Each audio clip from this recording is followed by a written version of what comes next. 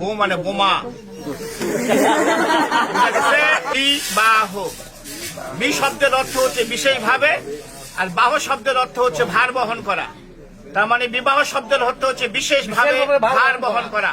এ ভার শরীরের ভার নয়, এ ভার সংসারের ভার, এ ভার ধর্মের ভার। আজ থেকে সে তোমার সহধর্মিনী। সহধর্মিনী কাহাকে বলে? যে স্ত্রী তার স্বামীকে ধর্মের পথে নিয়ে আসে সে হয় সহধর্মিনী।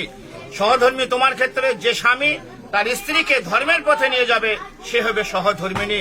তাছাড়া হয়ে যাবে বউ, বউ মানে বোমা।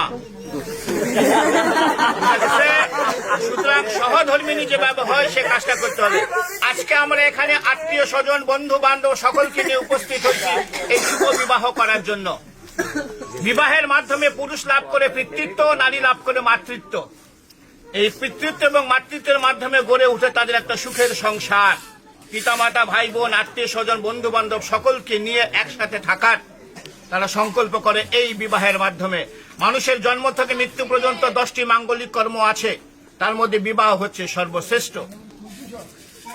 এই বিবাহ এখন সবসময় যারা বিবাহ করছেন তারা জানে স্ত্রী সবসময় স্বামীর বাম দিকে থাকবে। এখনো কিন্তু বাম দিকে যায় নাই, আছে কোন দিকে? ডান দিকে।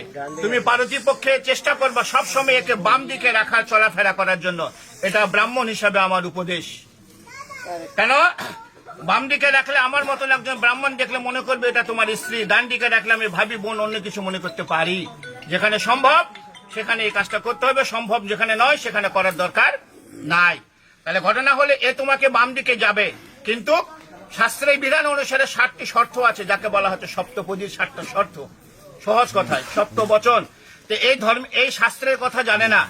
আমি এর পক্ষ হয়ে আমি এই কথাগুলো এতগুলো লোকের সামনে তোমাকে বলবো। তুমি রাজি থাকলে হ্যাঁ বলবা। হ্যাঁ অবশ্যই বলতে হবে, বিয়ে করতে চলে আসছি সে, তাহলে সে তোমার বাম দিকে যাবে। তোর ভয়ের কিছু নাই, তোমারও 5টা শর্ত আছে। তখন তোমার 5টা শর্ত এ যদি মেনে নেয় তখন তুমি একে বাম দিকে নিবে, তাছাড়া নেওয়ার দরকার নাই। এখানে প্রশ্ন আসতে পারে যে এর 7টা ওর 5টা কেন? প্রশ্ন আসতে পারে। নারী হচ্ছে শক্তি। একটা পুরুষের জীবনে নারী হচ্ছে শক্তি। যে পুরুষের জীবনে নারী থাকবে না সে পুরুষের জীবনে কোনো শক্তি নাই। তুমি পূর্ব দিকে তাকিয়ে দেখো, লক্ষ্মী নারায়ণ, রাধা কৃষ্ণ, পার্বতী, সবাই প্লিজ এরা সবাই হচ্ছে নারীকে নিয়ে চলছে। নারী হচ্ছে শক্তি, মায়ের জাত। এই জন্য আমরা এনাদেরকে সম্মান করি বলে এদেরকে সবসময় উপরের দিকে রাখি। তাহলে এখন এর যে 7টা শর্ত আছে আমি তোমাকে আগে হিন্দিতে বলবো। আমি যেহেতু হিন্দিতে বলবো এবং পরে বাংলায় বুঝিয়ে দেবো। তুমি রাজি থাকলে এবং এমন জোরে হা বলবো আমরা তখন সকলে শুনতে পারি। ক্লিয়ার?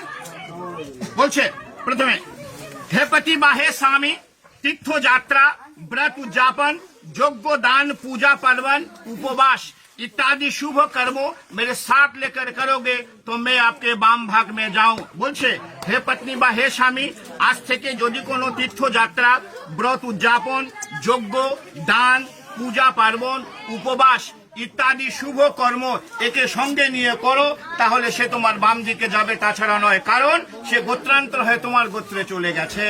রাজি কি রাজি নয়? राजी। द्वितीय, होम यज्ञ आदि करके देव को पूजन तथा श्रद्धा तर्पण आदि में पितरों में मेरे साथ लेकर पूजन करोगी, मैं तो आपके बाम भाग में जाऊं। बोलते होम यज्ञ आदि, ऐसे होम यज्ञ आदि करे যদি কোনো দান করতে চাও এবং তথা শ্রদ্ধা তর্পণ, অর্থাৎ আমাদের মহালয়া যে হয় না, পিতৃপুরুষের নামে পূর্বপুরুষের নামে জল দিতে হয়, তিল তর্পণ করতে হয়। এই পূর্বপুরুষ যেহেতু সে গোত্রান্তর হয়ে তোমার গোত্রে গেল, এখন তোমার বাসায় যদি এই বিধানটা থাকে তাহলে একে সঙ্গে নিয়ে তোমাকে করতে হবে, তাহলে সে তোমার বাম দিকে যাবে, তাছাড়া নয়। राजी। तृतीय, कुटुंब के रक्षा करो, अतिथि आप्यायन करो और घर में गौ महिष पशु रखो, फिर उनको पालन करो। संसार धर्म में रत रहो, मैं तो आपके बाम भाग में जाऊं। बोलছে কুটুমকে রক্ষা করো মানে অতিথি আপ্যায়ন করো। অতিথি হচ্ছে নারায়ণ। বাসায় যদি তোমার সম্ভব হয় গরু মহিষ এগুলো পালন করতে চাও এবং সংসার ধর্মের মধ্যে যদি রত থাকতে চাও তাহলে সে তোমার বাম দিকে যাবে, তাছাড়া নয়। राजी। चौथे ভালো করে শুনবা, धन धान्य आदि के खर्च करो, दूसरे के घर में रखो, तो मेरे साथ पूछ के करोगे तो मैं आपके भाम भाঙবে যাও। এতদিন যা করেছি এখন থেকে ধন ধান্য আদিকে খরচ করে ইচ্ছা মতন আর খরচ করা যাবে না। দুসরাকে ঘর মে রাখো, অন্যকে যদি বাসায় রাখতে চাও, অন্য যে কোনো হোক, কোনো কাজের হোক তোমার যে, তাহলে এর সঙ্গে একটু পরামর্শ করে তাহলে তোমাকে রাখতে হবে, তাছাড়া নয়। রাজি। पांचवे, मंदिर बगीचा घर तालाब इत्यादि बनाओ, बना के तथा उसके रक्षा करो तो मैं आपके बांग भाग में जाओ। भगवान যদি কোনো সময় কি কৃপা করে তুমি মন্দির বানাও, বাগিচা বানাও, ঘর বানাও এবং বানানে শুরু হবে না, ওদেরকে রক্ষা করো, তাহলে সে তোমার এগুলি পরামর্শগুলো তার সঙ্গে একটু করতে হবে, কারণ সে হয়ে যাবে সহধর্মিণী। তার মানে তার সঙ্গে একটু পরামর্শ করে এই কাজগুলো করতে হবে, তাহলে সে তোমার বাম দিকে যাবে, তাছাড়া নয়। রাজি। এখন এই দুটো ভালো করে শুনবা। परदेश में यह अपना देश में व्यवसाय वाणिज्य चाकरी कृषि काज करके कमा कर लाओ और मेरे संपूर्ण भरण पोषण करो, मेरे बाबा माँ भाई बहन आत्मीय स्वजन के सम्मान करो तो मैं आपके बाम भाग में जाऊं। निजेर देश होक विदेश होक, যার যে কর্ম ব্যবসা বাণিজ্য চাকরি কৃষি কাজ করে ইনকাম করে এনে এর সম্পূর্ণ ভরণ পোষণ তোমাকে করতে হবে।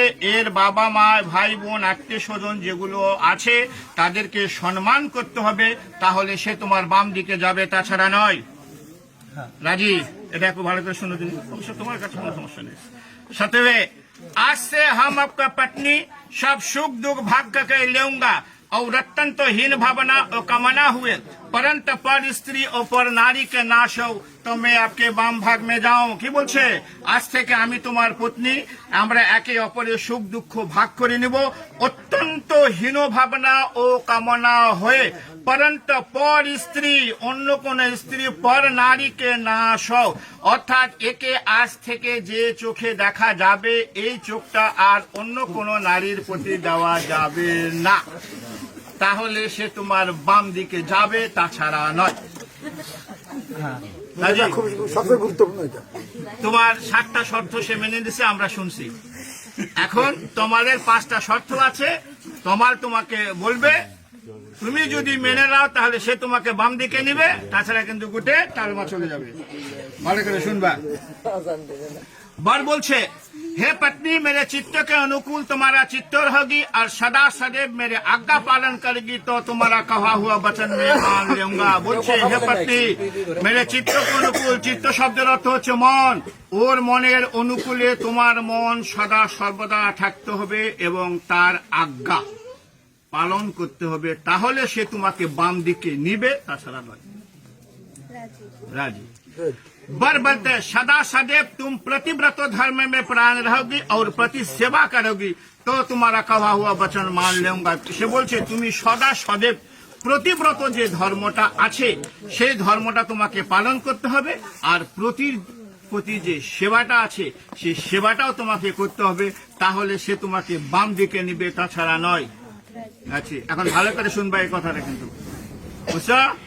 बर बोलते हैं, बोलছে, आज से तुम्हारा सास सिंहार जब मैं घर रहूंगी तब तुम पूरा तरह से करोगी, अन्यथा नहीं, इसलिए तुम्हारा सब सास सिंगार मेरे लिए है।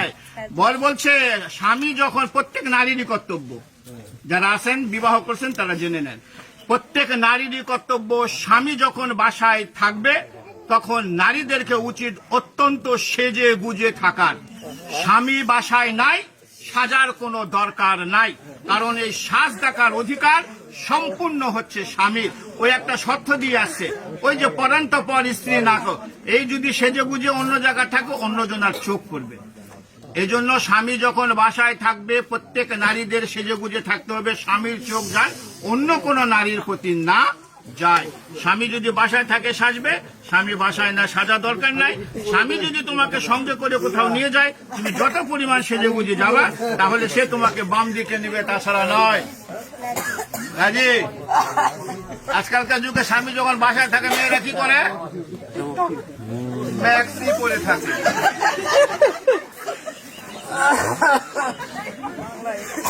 4 नंबर और बोलছে, मेरे घर में मेरे बाबा माँ, सुनते को सुनबा, मेरे घर में मेरे बाबा माँ भाई बहन भाभी जी है, उसके सच आज्ञा पालन में तत्परान रहोगी और मेरा बाबा माँ के सेवा करेगी तो तुम्हारा कवा हुआ वचन मान लूंगा।